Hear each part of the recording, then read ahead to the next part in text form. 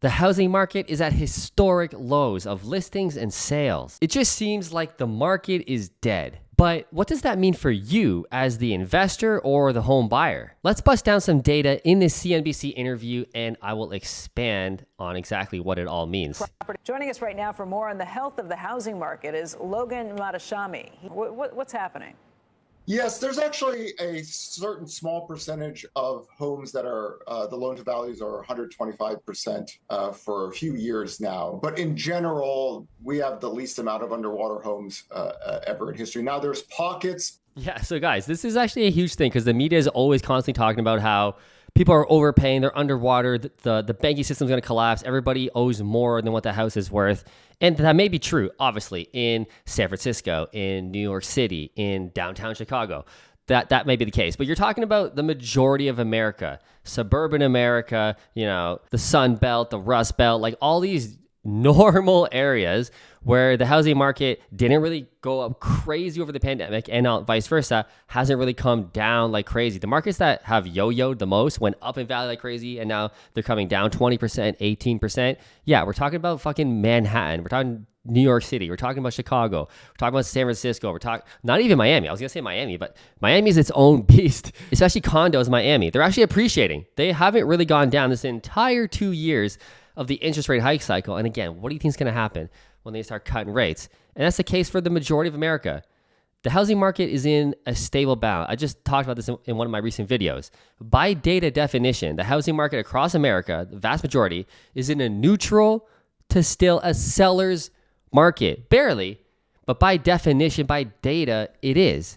We all think that, we were getting this 2008. It was going to be deal city. The buyers could do whatever they want. And compared to the pandemic, yeah, sure, it feels like it. But historically, by data definition, no. We still have 3 to 4 months of inventory on the market. That's neutral, slightly buyer, slightly seller's market, depending where you are. Like we're going to normality. What you're seeing right now in the market is normal. Again, compared to 2020, it feels like we're in a crazy recession. Properties are moving in 7 days of being listed. 13 offers on offer day a week later. Yeah, compared to that, sure, I guess we're crashing. But historically, by definition, no, we're not. Assuming that you bought at the very peak in 2022, Boise, Austin, Seattle, technically, if you had a very low down payment, you could be underwater. But in scale terms, the underwater issue is not a problem. I think it becomes more of a problem if we did have a job loss recessions. And with that job loss recessions, home prices fell. Then that percentage would gradually rise all across the country for those that bought at the very end of the economic cycle. I mean, that makes sense. Now, this is something as well that we always talk about on this channel is the economic recession. But Matt, what about if we go into an economic recession? How are people going to afford homes? It's true. All the economists, pretty much everybody in the real estate industry is of the opinion that the real estate recession is ending. Again, the cuts are coming. September, October, November, they're coming. And we know what's going to happen to the housing market. You think it's going to go down from here? It's not going to be shot up pandemic style, but it ain't going down in the majority of America. But the big looming question is, yeah, but Matt, I understand that. But what about if we get an economic recession, which is coming? That hasn't hit yet. The real estate recession already happened. The past 2 years, that was it. If you missed out, you missed out. It's going back. It's going back up. The economic recession hasn't started yet. That is correct. But when we always peel the economic onion like we do on this channel, if we have an economic recession and we have some job losses, and it's just a normal, typical recession, not some 2008 Armageddon, which we're not going to get. There's like zero opinion that we're going to have that. It's either going to be a mild recession or a soft landing. Now, I think it's going to be a little more than a mild. That's what you got to be more cautious. So if we get a mild recession, people are going to lose jobs. Unemployment's going to go up for sure. But again, who is going to be losing jobs? It's very important. It's not like everybody's going to be losing jobs across all sectors, across all education levels, all experience levels. Who is most likely going to be losing the majority of the jobs if we go into hard times and industries really pull back, banking system starts to fail, job losses like crazy? Who is going to be most affected? It's going to be lower class and lower middle class. Like always, they're the ones who are going to get screwed. They have the less experience. They have the less skills. They don't even have a high school diploma or college, which, hey, between me and you means absolutely dick. We know that. But, companies like to hire people that graduated from college. Anyway, it's those low paying jobs, the janitors, the people working at McDonald's, Wendy's, low part-time positions, entry-level carpenters, apprentices, entry-level landscapers, like the entry-level people, lower class, lower middle class. They're the first to get cut if companies have to pull back and fire people and stuff like that. Okay. They're going to have the hardest time to find another job because that whole sector is going to be pulling back.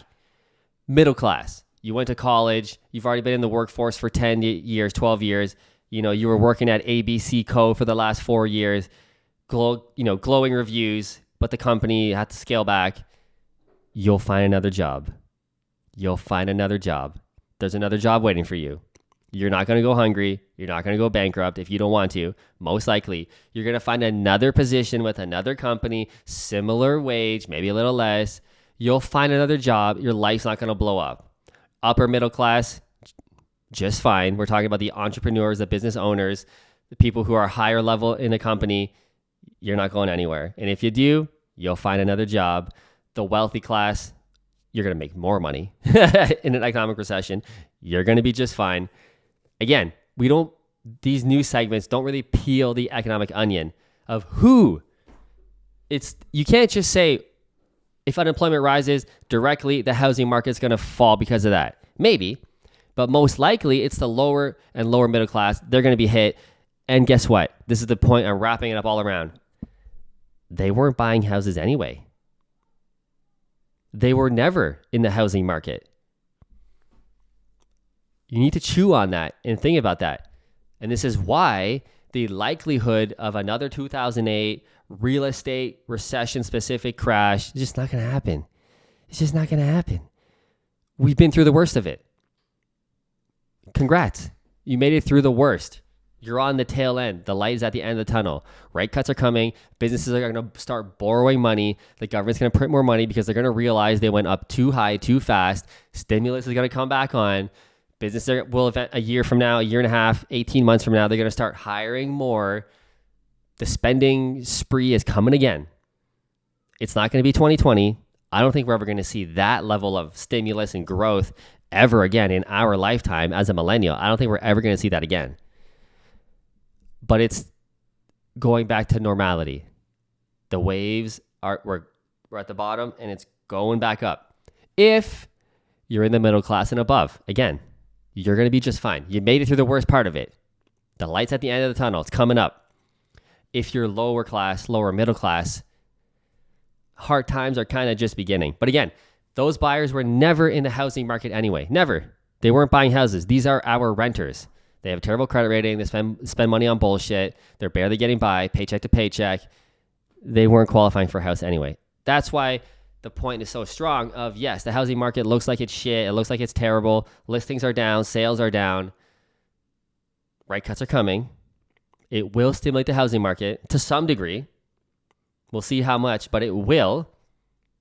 You already have buyers sitting on the sidelines. You can see all the polls, all the millennials specifically, my generation, sitting there waiting for rate cuts to happen before they start buying, jumping to the market. What do you think is going to happen? We don't have the supply. We don't have the amount of houses across America to house these people. There's not enough homes. Immigration is still happening, illegal and legally, but mostly legally. There's still a lot of growth. A lot of people coming to America. A lot of millennials starting families, leaving mom and dad's basement. Anyway, let me know your thoughts in the comments below. I'll see you in the next video.